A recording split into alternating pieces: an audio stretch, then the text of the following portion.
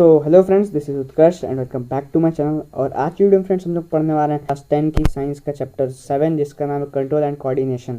ये हमारी बायोलॉजी का चैप्टर 2 है फ्रेंड्स। इससे पहले मैंने लाइव प्रोसेस जो कि काफ़ी बड़ा चैप्टर था उसकी वीडियो अपलोड की हुई है। अगर आपने उसको नहीं देखा तो जाकर उसे जल्दी से देखिए। तो आज हम लोग कंट्रोल एंड कोऑर्डिनेशन के बारे में पूरे अच्छे से पढ़ने वाले हैं। लेकिन आगे बढ़ने से पहले अगर आपको ये वाली वीडियो अच्छी लगेगी तो इसे लाइक करिएगा, चैनल को सब्सक्राइब करिएगा, सब्सक्राइब करने के बाद बेल आइकन दबाना बिल्कुल नहीं भूलिएगा। तो चलिए अब स्टार्ट करते हैं। सो फ्रेंड्स, सबसे पहले हम लोग पढ़ते हैं नर्वस सिस्टम के बारे में। लेकिन उसको पढ़ने से पहले अभी बात करते हैं मूवमेंट इन ऑर्गेनिजम्स की। तो एक एबिलिटी जो कि ऑर्गेनिज्म को अपने सर्टेन बॉडी पार्ट्स को मूव करने की जो एबिलिटी होती है उसे हम लोग मूवमेंट कहते हैं। तो मूवमेंट क्या है? The ability of organism to move certain body part. ठीक है। और जब वो एक प्लेस से दूसरे प्लेस में मूव करते हैं तो उसको लोकोमोशन कहते हैं। तो मूवमेंट एंड लोकोमोशन ये दोनों के बारे में आपने शायद सुना होगा। तो जब ऑर्गेनिज्म एक प्लेस से दूसरे प्लेस की तरफ मूव करते हैं तो उसको लोकोमोशन कहता है। और ऑर्गेनिज्म मूवमेंट क्यों शो करते हैं? वो रिस्पॉन्स करते हैं स्टिमुली को। स्टिमुली क्या होता है? जैसे कि लाइट, हीट, ये हमारे स्टिमुली में आते हैं। सडन चेंजेस होते हैं आपके एनवायरनमेंट में, उन्हें हम लोग स्टिमुली कहते हैं। तो ऑर्गेनिज्म मूवमेंट क्यों शो करते हैं? स्टिमुली के रिस्पॉन्स में वो लोग मूवमेंट शो करते हैं। देखिए, organism move in response to various kind of stimuli, जैसे लाइट हो गया, हीट हो गया, फूड हो गया। ठीक है। मान लीजिए अगर आपको कहीं पे मतलब कि आपके आँख में सडनली लाइट पड़ी, ठीक है, तो आप आंखें जल्दी से बंद करते हैं, अपने हाथें आंखों के पास रखते हैं, उसी ही हम लोग मूवमेंट कहते हैं। ठीक है। तो हम लोग स्टिमुली के रिस्पॉन्स में हमने मूवमेंट किए। और वो सारी एक्टिविटी जो ये जो एनिमल्स के द्वारा होती है वो कंट्रोल और कोऑर्डिनेट की जाती है नर्वस सिस्टम और एंडोक्राइन सिस्टम के थ्रू। ठीक है। तो नर्वस और एंडोक्राइन सिस्टम मिल के ही हमारी ये सारी एक्टिविटीज़ को कंट्रोल और कोऑर्डिनेट करता है। हार्मोन्स क्या होते हैं? तो हार्मोन्स केमिकल मैसेंजर्स होते हैं। ठीक है। जो कि असिस्ट करते हैं नर्वस सिस्टम को। असिस्ट का मतलब यहाँ पर मतलब असिस्टेंस देते हैं नर्वस सिस्टम में, हेल्प करते हैं नर्वस सिस्टम की वेरियस फंक्शन को कैरी करने के लिए। ठीक है। और ये जो हार्मोन्स होते हैं सेक्रेटेड बाय एंडोक्राइन ग्लैंड्स। तो अभी आप दो तरह के ग्लैंड्स होते हैं फ्रेंड्स, एंडोक्राइन और एक्सोक्राइन। तो एंडोक्राइन ग्लैंड्स हार्मोन सेक्रेट करते हैं और एक्सोक्राइन ग्लैंड्स एंजाइम सेक्रेट करते हैं। Hormones in plant coordinate the movements, और मूवमेंट कोऑर्डिनेट की जाती है प्लांट्स में किसके द्वारा? तो हार्मोन्स ही प्लांट में कोऑर्डिनेट करते हैं मूवमेंट्स को। नर्वस सिस्टम, नर्वस सिस्टम को पढ़ने से पहले आपको न्यूरॉन के बारे में पढ़ना बहुत ही ज़्यादा ज़रूरी है, क्योंकि न्यूरॉन ही स्ट्रक्चरल और फंक्शनल यूनिट होती है नर्वस सिस्टम की। ये काफ़ी इंपॉर्टेंट पॉइंट है, आप इसको नोट कर लीजिए। हर जो न्यूरॉन होता है उसके पास तीन मेन पार्ट्स होते हैं, डेंड्राइट और दूसरा साइटोन, सोमा या सेल बॉडी। हम लोग नॉर्मली सेल बॉडी ही जानते हैं, लेकिन ये दोनों भी उसके नाम होते हैं। क्या क्या? साइटोन और सोमा। और एक्सॉन, तीसरा पार्ट है हमारा एक्सॉन। डेंड्राइट जो होता है रिसीव करता है इम्पल्सेस को फ्रॉम अदर न्यूरॉन। मतलब कि मान लीजिए कि एक न्यूरॉन, ये दूसरा न्यूरॉन है, तो इस न्यूरॉन पे ये डेंड्राइट होता है जो रिसीव करता है इम्पल्सेस को। ठीक है। और एक्सॉन क्या होता है? एक्सॉन, ये जो लाइन दिख रही है आपको यहाँ से यहाँ तक, ये एक्सॉन को बोलते हैं। एक्सॉन माइलिनेटेड हो सकती है या नॉन माइलिनेटेड हो सकती है। अब मैं बताऊंगा आगे माइलिनेटेड और नॉन माइलिनेटेड मतलब क्या होता है।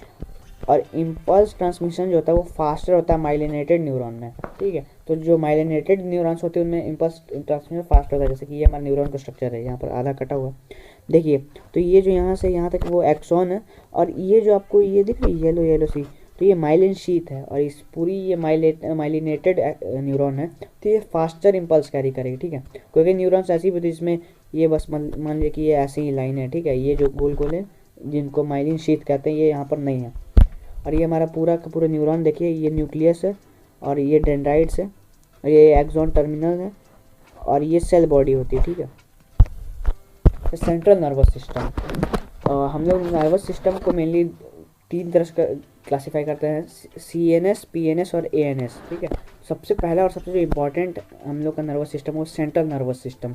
सेंट्रल नर्वस सिस्टम को CNS भी बोलते हैं। वो किससे कंसिस्ट होता है? ब्रेन और स्पाइनल कॉर्ड से, और जो कि फंक्शन करते हैं डिफरेंट टाइप के। ठीक है। जैसे सेरेब्रम, ब्रेन के बहुत सारे पार्ट्स होते हैं, उनमें से एक है सेरेब्रम जो कि रिस्पॉन्सिबल होता है reasoning, logic, emotions, speech, memory, visual processing, recognisation of audio and taste stimuli. इतने सारे जो काम वो सेरेब्रम करता है। सेरेब्रम जो होता है फ्रेंड्स वो सबसे बड़ा पार्ट होता है हमारे ब्रेन का। ठीक है। और उसके बाद आता है सेरेबेलम। सेरेबेलम जो होता है वो रेगुलेट और कोऑर्डिनेट करता है बॉडी मूवमेंट्स को, पोस्चर को, बैलेंस को। ठीक है। कि आपका पोस्चर कैसे होगा, आपके मूवमेंट्स कैसे होंगे, वो सेरेबेलम रेगुलेट करता है। पॉन्स क्या करते हैं? पहुंचाते हैं सिग्नल्स को हिंड ब्रेन से फोर ब्रेन तक। वो हिंड ब्रेन से फोर ब्रेन तक सिग्नल्स को पहुंचाते हैं। मेडुला ऑब्लंगाटा, ये कंट्रोल करता है ऑल इनवॉल्यूंटरी मूवमेंट्स, जिस पे आपका कोई कंट्रोल नहीं होता, जैसे वॉमिटिंग, इस पे भी आपका कोई कंट्रोल नहीं होता, स्नीजिंग पे भी आपका कोई कंट्रोल नहीं होता, यॉर्निंग में भी आपका नहीं, heartbeat, breathing, blood pressure, इतने सारी चीज़ जो कि आपके बस में नहीं, वो मेडुला ऑब्लंगाटा कंट्रोल करता है उनको। और मेडुला ऑब्लंगाटा स्पाइनल कॉर्ड तक होता है, जो कि रन हो जाता है वर्टिब्रल कॉलम में, जो कि रिफ्लेक्स एक्शन परफॉर्म करता है। तो हमारा जो स्पाइनल कॉर्ड है रिफ्लेक्स एक्शन में इसका बहुत बड़ा रोल है। तो ये हमारा ब्रेन है। देखिए ये जो पूरा का पूरा पार्ट है फ्रेंड्स, ये सेरेब्रम है, ठीक है, तो इसलिए मैंने कहा सबसे बड़ा पार्ट है। और ये हाइपोथैलेमस है, हाइपोथैलेमस एक हमारी क्या बोलते हैं उसको, ये भी एक हमारा इंडोक्राइन ग्लैंड जो काफ़ी छोटा सा है। और ये देखिए ये सेरेबेलम है, ये मिड ब्रेन है ये वाला पार्ट, और ये मेडुला ऑब्लंगाटा है, ये पॉन्स है, और ये पिट्यूटरी ग्लैंड है, ठीक है। हाइपोथैलेमस और पिट्यूटरी ग्लैंड साथ में होते हैं, मतलब ब्रेन के ही अंदर होते हैं। एक और ग्लैंड होता है इनके साथ, वो भी आगे बताऊंगा मैं आपको। अब बात करते हैं पेरिफेरल नर्वस सिस्टम की, पीएनएस। तो नर्व्स जो होते हैं ब्रेन्स और स्पाइनल कॉर्ड से जो नर्व्स निकलते हैं वो पेरिफेरल नर्वस सिस्टम कॉन्स्टिट्यूट करते हैं, मतलब ब्रेन्स और स्पाइनल कॉर्ड से जो नर्व्स आती है वो मिलकर पीएनएस को बनाती है। 12 क्रेनियल नर्व्स होती है और 31 स्पाइनल नर्व्स होती है, ठीक है। मतलब कि जो 12 नर्व्स होती हैं फ्रेंड्स, वो हमारी क्रेनियल नर्व्स होती है। क्रेनियल मतलब जो हमारी दिमाग से आ रही होती है, और जो 31 स्पाइनल नर्व्स है वो आती है हमारे स्पाइनल कॉर्ड से, क्योंकि इसका नाम स्पाइनल है तो स्पाइनल कॉर्ड से आती है। तो जैसे कि ये ब्रेन है, इससे में से 12 नर्व्स आती है, और ये स्पाइनल कॉर्ड इसमें से 31 नर्व्स आती है।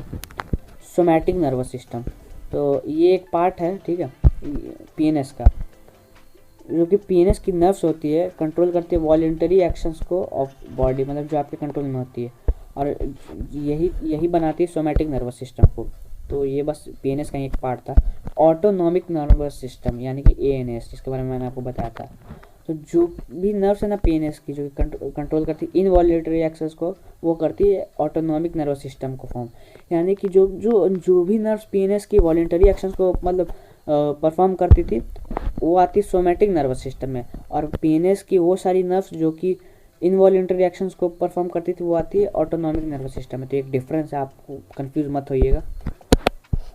और ऑटोनॉमिक नर्वस सिस्टम के भी 2 सब टाइप होते हैं, सिम्पैथिक और पैरासिम्पैथिक। सिम्पैथिक नर्वस सिस्टम प्रिपेयर होता है बॉडी को प्रिपेयर करता है इंटेंस फिजिकल एक्टिविटी के लिए। मान लीजिए कि आप भाग रहे हो, कुछ भी कर रहे हो जिसमें काफ़ी आपकी फिजिकल मेहनत लग रही है, तो सिम्पैथिक नर्वस सिस्टम आपकी बॉडी को उस हिसाब से प्रिपेयर करता है, और इसी को फाइट और फ्लाइट रिस्पॉन्स कहते हैं, ठीक है। मतलब कि जो इंटेंस फिजिकल एक्टिविटी, इसी को हम फाइट और फ्लाइट रिस्पॉन्स कहते हैं। वाइल जो कि पैरासिम्पैथिक नर्वस सिस्टम होती है वो एग्जैक्ट अपोजिट वर्क करती है सिम्पैथिक नर्वस सिस्टम। ये बॉडी को रिलैक्स करती है, मतलब चिल मोड में कर देती है पूरे बॉडी को, और इनहिबिट और slow many high energy function, जितने भी हाई एनर्जी फंक्शंस होते हैं हमारी बॉडी में उनको स्लो कर देती है या फिर इनहिबिट कर देती है। तो आपने अभी तीनों तरह के नर्वस सिस्टम के बारे में पढ़ लिया। अब बात करते हैं रिफ्लेक्स एक्शन की। तो reflex action sudden involuntary reactions होता है बॉडी के इन रिस्पॉन्स टू स्टिमुली। जैसे मान लीजिए कि आप कहीं रास्ते पे चल रहे हो, आपके तरफ सडनली एक बॉल स्पीड में आ रही है, तो आप अपना सर नीचे करोगे अगर आपके रिफ्लेक्सेस अच्छे हो। किसी ने कहा कि आपके रिफ्लेक्सेस बहुत अच्छे हैं, यानी कि आप टाइम पे अपना सर नीचे करके उस बॉल से बच जाते हो, यानी कि आपके रिफ्लेक्सेस बहुत फास्ट है। अगर वहीं पे आपको लग गया तो समझ लीजिए कि आपके रिफ्लेक्सेस काफ़ी स्लो हैं। रिफ्लेक्स आर्क किसको बोलते हैं? तो रिफ्लेक्स आर्क एक पाथ होता है फ्रेंड्स, जो कि फॉलो किया जाता है इलेक्ट्रिकल इम्पल्स के द्वारा during a reflex action. Reflex action करते वक्त जो पाथ फॉलो किया जाता है कि इम्पल्स से, उसी को रिफ्लेक्स आर्क बोलते हैं। रिफ्लेक्स आर्क कैसे बनता है वो भी बताऊंगा आपको अभी।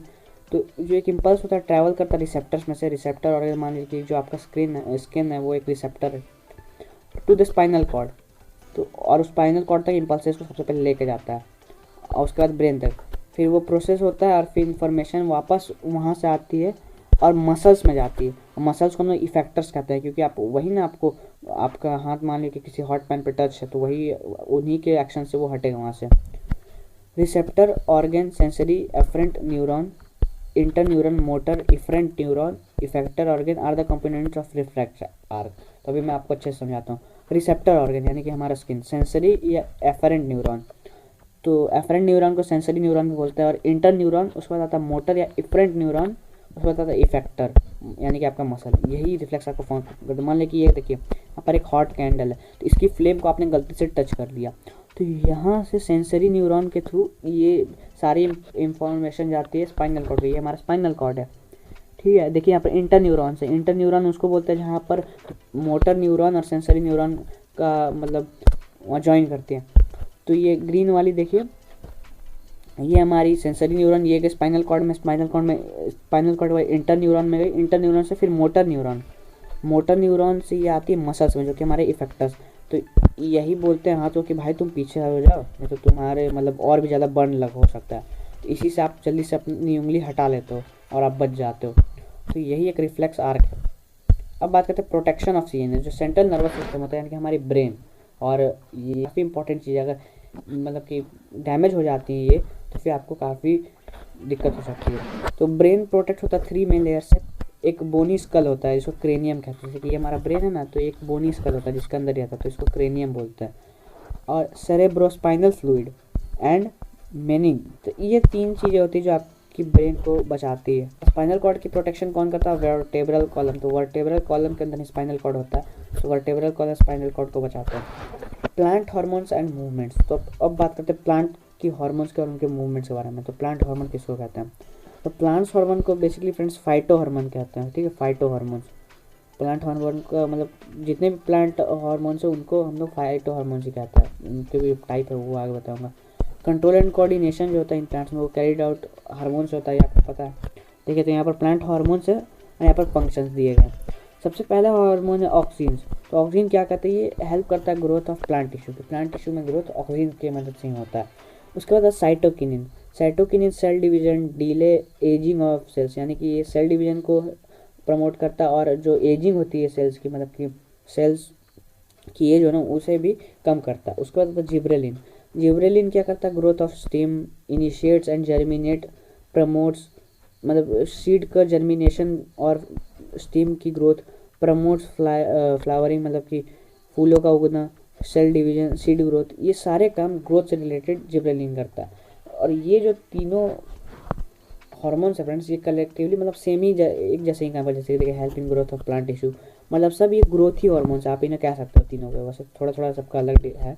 उसके बाद आता है आपका abscisic acid. Abscisic acid in सब का उल्टा करता है, इनहिबिट ग्रोथ, मतलब कि ग्रोथ को रोकता है और सेल्स की एजिंग कर देता है, फिर promote dormancy of birds and seeds कर देता है, ये सब काम करता है। अब लास्ट हमारा इथाइलिन, और ये काफ़ी इंपॉर्टेंट है।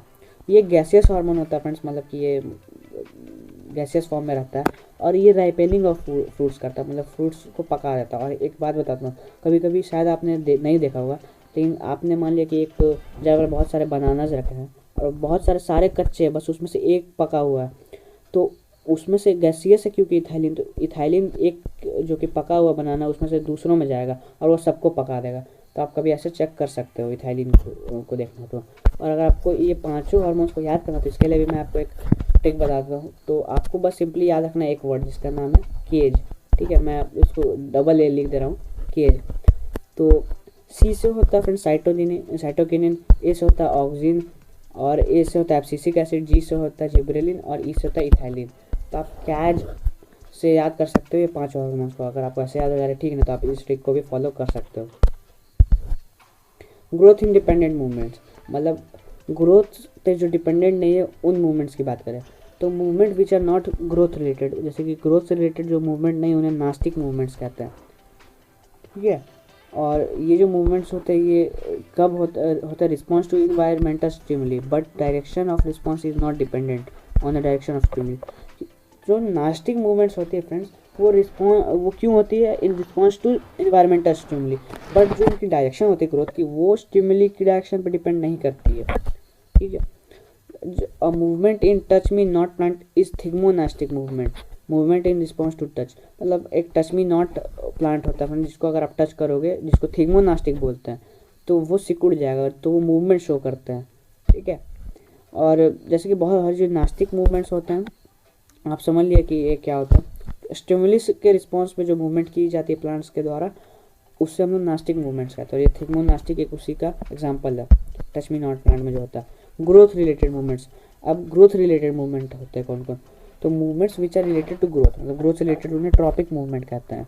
These movements occur in response to environmental stimuli, ये भी इन्वायरमेंटल स्टिमुली के रिस्पॉन्स में होते हैं और ये डिपेंडेंट होते हैं डायरेक्शन ऑफ स्टिमुली, मतलब जिस डायरेक्शन में स्टिमुली होगा ये उसी पे डिपेंड होगा, उसी हिसाब से अपना ये मूवमेंट शो करेंगे। जैसे एक होता है फोटोट्रॉपिक मूवमेंट, ये लाइट के डिपेंडेंट होता है। जैसे कि ये प्लांट है, ठीक है, और सनलाइट इसको हमेशा इधर से ही मिलती है, तो ये इधर की साइड झुक जाएगा, तो इसी को हम लोग बोलते हैं फोटोट्रॉपिक मूवमेंट। और एक होता है जियोट्रॉपिक, ग्रेविटी डिपेंडेंट। केमोट्रॉपिक, कुछ कुछ केमिकल होते हैं उनमें भी डिपेंडेंट होते हैं, उन्हें केमोट्रॉपिक मूवमेंट कहते हैं। हाइड्रोट्रॉपिक मतलब वाटर में डिपेंड, वाटर मान लीजिए कि ये कोई जगह जहाँ पर पानी का कोई नाम निशान नहीं है और यहाँ पर थोड़ी दूर में पानी है, तो ये पानी की तरफ ही झुकते जाएंगे, ठीक है, इनकी जड़ें भी पानी की तरफ नीचे से जाएगी। थर्मोनास्टिक, टच डिपेंडेंट, तो ये तो आपने पढ़ा है। जियोट्रॉपिज्म क्या होता है, तो जियोट्रॉपिज्म मूवमेंट ऑफ प्लांट होती है जो कि अर्थ ग्रेविटेशनल फोर्स पर डिपेंड करती है। और टुवार्ड ग्रेविटी, अगर ग्रेविटी के मतलब ग्रेविटी के पास है तो पॉजिटिव जियोट्रॉपिज्म होगा, और ग्रेविटी से दूर जाए तो निगेटिव जियोट्रॉपिज्म होगा। और रूट ग्रो जो होती है वो टुवार्ड ग्रेविटी होती है, और शूट ग्रो जो होती है अवे ग्रेविटी होती है। जैसे कि ये प्लांट है, ये सॉइल है, ठीक है, तो इसकी जो रूट होती है वो नीचे की तरफ ग्रो होती है, जो कि ग्रेविटी के मतलब ग्रेविटी भी तो नीचे जा रही है और रूट भी नीचे जा रही है, तो ये पॉजिटिव जियोट्रॉपिज्म होता है। जबकि जो प्लांट होता है ये ऊपर की तरफ जाता है, जबकि ग्रेविटी नीचे की तरफ है, तो ये निगेटिव जियोट्रॉपिज्म है। और ऐसे ही फोटोट्रॉपिक में भी होता है कि अगर प्लांट सनलाइट की डायरेक्शन में जा रहा है तो उसको पॉजिटिव फोटोट्रॉपिज्म कहेंगे, अगर दूर जा रहा है तो निगेटिव कहेंगे। ये phototropism. Plant respond to light is called as phototropism. Toward light तो positive phototropism, away from light तो निगेटिव फोटोट्रॉपिज्म। स्टीम जो होती है फ्रेंड्स वो टुवार्ड लाइट की तरफ मूव करती है, जबकि रूट्स अवे करती है। अब बात करते हैं हाइड्रोट्रॉपिज्म की। हाइड्रोट्रॉपिज्म भी वाटर और मॉइस्चर से रिलेटेड होती है। और टुवार्ड वाटर है तो पॉजिटिव हाइड्रोट्रॉपिज्म, अगर अवे वाटर तो निगेटिव हाइड्रोट्रॉपिज्म। और जैसे फिर रूट जो होती है वो सर्च ऑफ वाटर, मतलब हमेशा वो वाटर की सर्च में होती है, तो वो पॉजिटिव हाइड्रोट्रॉपिज्म का एग्जांपल है। केमोट्रॉपिज्म की बात करता हूँ, तो केमिकल स्टिमुली के रिस्पॉन्स में होता है उसे केमोट्रॉपिज्म कहते हैं। जैसे टुवार्ड केमिकल तो पॉजिटिव, यही बात है friends. Thigmonastic, movements of plant in response to touch. अगर टच के टुवार्ड है तो फिर पॉजिटिव थिग्मोनास्टिक, अगर अवे है तो निगेटिव थिग्मोनास्टिक। सो अब बात करते हैं फ्रेंड्स इंडोक्राइन सिस्टम के बारे में।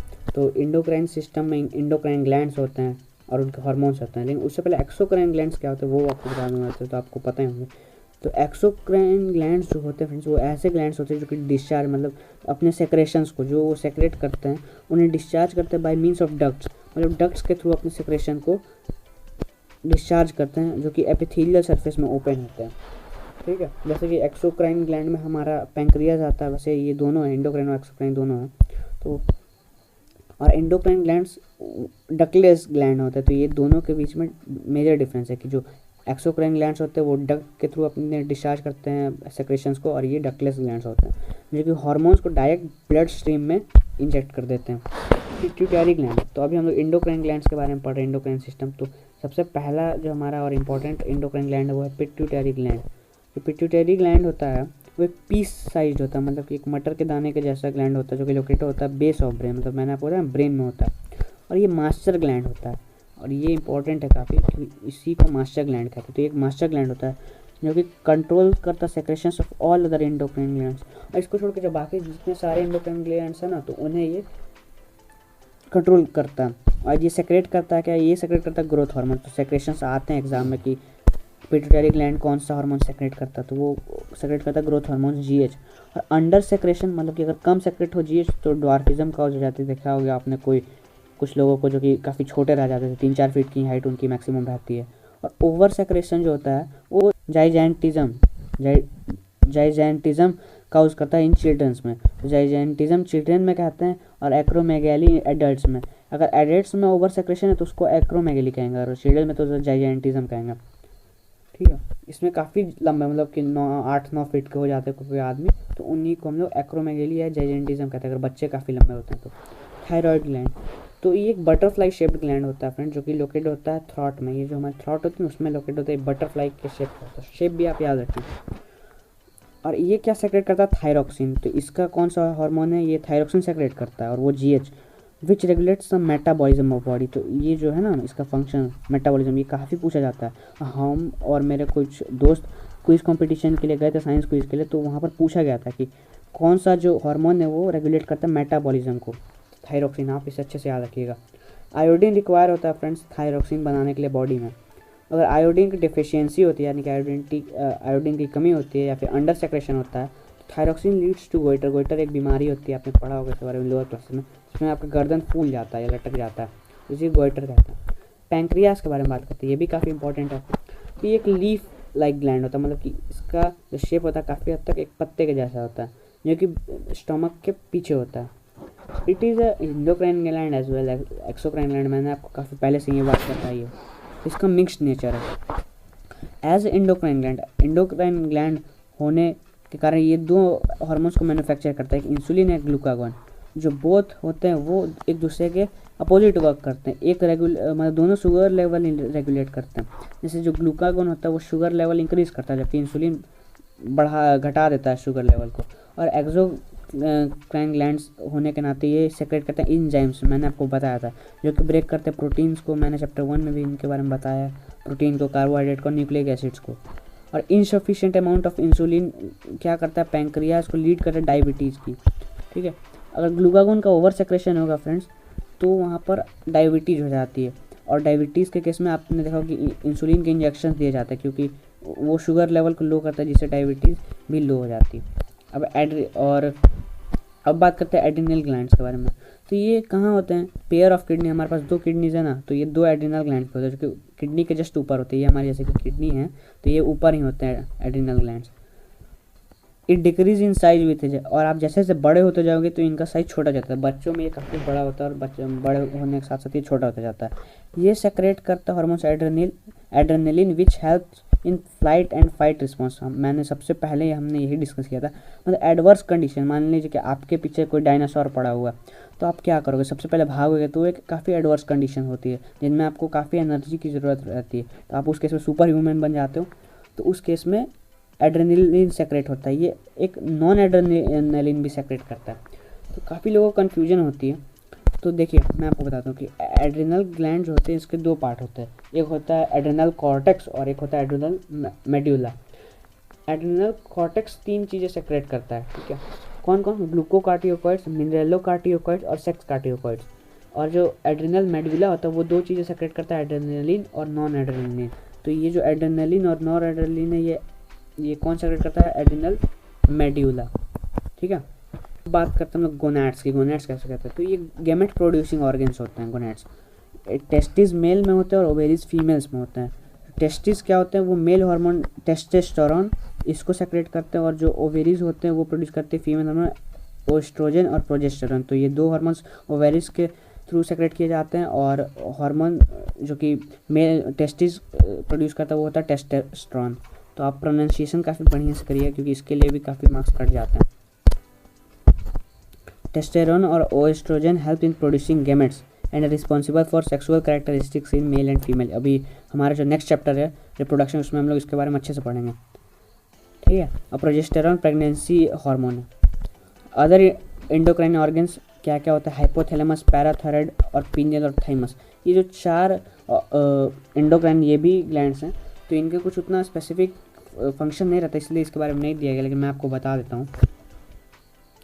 जो हमारे ये पीनियल ग्लैंड्स हैं, ये काफ़ी छोटा होता है और ये हेड रीजन में होता है। पीनियल ग्लैंड भी हमारे हेड में होता है, ठीक है। और ये सेक्रेट करता है मेलाटोनिन, और मेलाटोनिन सर्कुलेटरी सिस्टम रेगुलेट करता है, स्लीप पैटर्न रेगुलेट करता है, ठीक है। और सेल प्रोटेक्शन में भी ये इन्वॉल्व होता है पीनियल ग्लैंड का सेक्रेशन। तो पीनियल ग्लैंड क्या सेक्रेट करता है, मेलाटोनिन। अगर आप ज़्यादा क्यूरियस है तो इसको भी नोट कर सकते हैं। थाइमस ग्लैंड की बात करें, तो थाइमस ग्लैंड जो होता है फ्रेंड्स, वो चेस्ट के साइड में होता है, बिलो स्टेरनम में होता है, जो कि न्यू बॉर्न बेबी में काफ़ी डेवलप्ड होता है। बड़े होने के साथ साथ इसका भी साइज डिक्रीज होते जाता है। ये सेक्रेट करता है थाइमोसिन, ठीक है। थाइमस क्या सेक्रेट करता है, thymosin, which helps in strengthening of immune system, जो कि इम्यून सिस्टम को स्ट्रेथन करता है और फाइट अगेंस्ट पैथोजन। पैराथायराइड की बात करें तो ये भी स्मॉलर ग्लैंड्स होते हैं, और ये सेक्रेट करते हैं पैराथॉर्मोन। जैसे कि जो हमारा थायराइड ग्लैंड था वो थायरोक्सिन सेक्रेट करता है, और पैराथायराइड पैराथॉर्मोन सेक्रेट करता है, जो कि रिलीज़ करता है calcium from bones to blood stream. ये बोन्स में कैल्शियम रिलीज़ करता है, और ये कैल्शियम को ऑब्जॉर्ब भी करता है, ठीक है। हाइपोथैलेमस की बात करें फ्रेंड्स, तो हाइपोथैलेमस भी हमारा एक एंडोक्राइन ग्लैंड है, जो कि सेक्रेट करता है RH रिलीजिंग हार्मोन। तो हाइपोथैलेमस जो हमारा एंडोक्राइन ग्लैंड है वो सेक्रेट करता है रिलीजिंग हार्मोन, जिसको RH कहते हैं। और ये सेक्रेट होता है हाइपोथैलेमस से, ठीक है, और पिट्यूटरी ग्लैंड इसको कंट्रोल करके रखता है, हाइपोथैलेमस के सेक्रेशन को। तो यहीं पे फ्रेंड्स हमारा ये चैप्टर ख़त्म होता है। उम्मीद करता हूँ कि आपको ये चैप्टर समझ में आ गया होगा अच्छे से, और ये काफ़ी इंटरेस्टिंग चैप्टर था फ्रेंड्स। तो इसको भी अपने दोस्तों के साथ शेयर करिएगा। मिलते हैं आपसे किसी नेक्स्ट वीडियो में, तब तक ले बाय बाय।